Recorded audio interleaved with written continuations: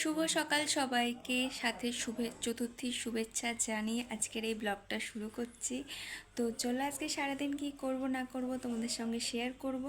যদিও আজকে সারাদিন পেশেন্ট আছে, আজকে শুক্রবার, আজকে চেম্বার নেই, পেশেন্ট আছে। তো চলো, এই দেখো পেশেন্ট করে চলে এসেছি, এসে রেডি হয়েছি। আসলে বিকেলের যে পেশেন্টটা ছিল, মানে সন্ধেবেলার যে ছিল, তাকেও আজকে দুপুরেই করে দিয়েছি।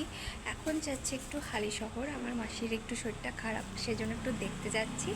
তো সেখান থেকে আবার একটু যাব, মানে হালিশহর থেকে ফেরার পথে রানাঘাটে নেমে একটু টুকটাক বাজার আছে, কেনাকাটির আছে, সেগুলো একটু করব। তো চলো যাওয়া যাক ঝটপট, কারণ ট্রেনের টাইম হয়ে যেতে শুরু করেছে। কারণ আমি পেশেন্ট করে এসেই একটু লাঞ্চ করেছি কোনো রকম দিয়ে, রেডি হয়ে বেরোচ্ছি। এই দেখো হালিশহর স্টেশনে নেমে এখন অটো করে চলে যাচ্ছিলাম মাসিদের বাড়িতে। আর ট্রেনে যা ভিড় ছিল, যার জন্য আর সেরকম কিছু ক্লিপ নিতে পারিনি। এই দেখো পুজোর জন্য রাস্তাঘাটও সাজিয়েছে।